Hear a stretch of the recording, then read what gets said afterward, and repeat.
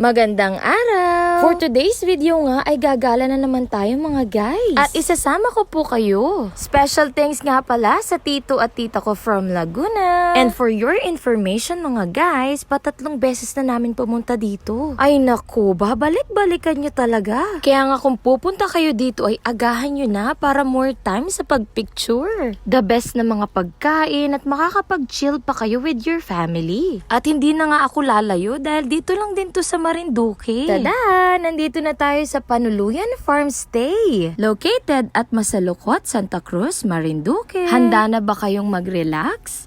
Parinin na para magmuni-muni, kumain at uminom ng hot chocolate. Tara, pumasok na tayo. Entrance pa nga lang ay napakaganda na. Ang sarap ng simoy ng hangin. At napaka-dedicated din ng mga staff nila. Alam nyo ba guys na ang mga farmers ay partners din nila dito? Tinutulungan nila ang mga pamilya ng mga farmers upang mapanatili ang kabuhayan sa pamamagitan ng pagpapatakbo ng farm stay. Gaya na lang ng paglikha ng mga produkto mula sa mga pananim na kakao at abaka ng sakahan. At dito naman sa area na ito ay nagtipon-tipon kami. Dahil dito ipapaliwanag ang kanilang mga advokasya, gayon din ang kanilang mga patakarang pang-farmilya. At nakakita nga rin kami dito ng passion fruit. Grabe, paborito pa naman to ni Ate Che. At dahil nga lunchtime na, ay dumako naman tayo sa mga pagkain. Isa nga sa dahilan kung ba't namin binabalik-balikan ito ay ang sarudsod. At syempre, hindi mawawala ang hot chocolate.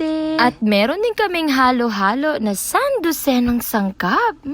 Busog sarap. At sila nga pala ang kasama ko, si Jelsie May, si Ate Ina, si Kat, si Camille, si Jaret, si Jenaline, at si Elbert. At sa kabilang table nga naman ay nandito si Tito Idel at si Tita Agnes from Laguna, si Tita Marisa at si Isaac from Bicol, at si Ate Ange and si Kuya Pete. Hindi pa nga kami kompleto dito dahil super busy din nung iba. Napakalaga ng paglalaan ng panahon sa pamilya kahit na paminsan-minsan lang. Kaya habang buo at andyan pa ang mga mahal natin sa buhay, i-enjoy natin ang moment with them. Walang kasing saya at halaga ang paglalaan ng panahon sa pamilya. Kaya naman, gaano man kaabala ang marami sa atin, maganda pa rin ang paggawa ng paraan upang makabanding ang pamilya. At ako nga pala si Ate Kim at ang buhay ay weather-weather lang. Kaya nga every time na uuwi ang mga pinsan ko, gala dito, gala doon, kain dito, kain doon, inom dito, inom doon. Lasinggera yun. Paminsan-minsan lang naman.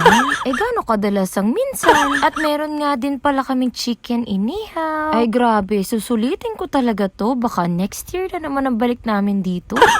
Grabe, ang sarap ng kanin. Kanin pa lang yan ha. At meron din kaming tofu sisig. Tara, kain na tayo. At pagkatapos nga namin kumain ay naglibot-libot ulit kami. Para daw bumaba ang mga kinain namin. Paminsan-minsan maniniwala din. Napaka-relaxing nga ng place na to. Habang umaakyat nga kami ay mas lumalamig yung hangin. Ramdam na ramdam mo talaga na nasa probinsya ka. At nagpakyut pa nga ako ng saglit dyan. At syempre, hindi mawawala ang pagpapapicture. O sige pa, ibang post naman. 1, 2, 3. Ay, more pa daw. Sige lang.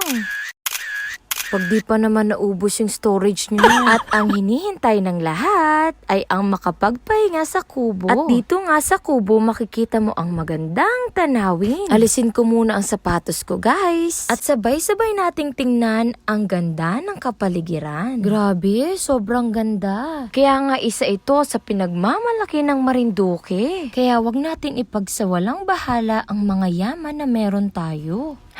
#super proud Marinduqueña here. Kaya siguro malapit sa akin ang lugar na ito ay dahil magsasaka din ang tatay ko. Mabuhay ang mga magsasaka at ang panuluyan. Hanggang dito na nga muna tayo mga guys. Salamat sa panonood.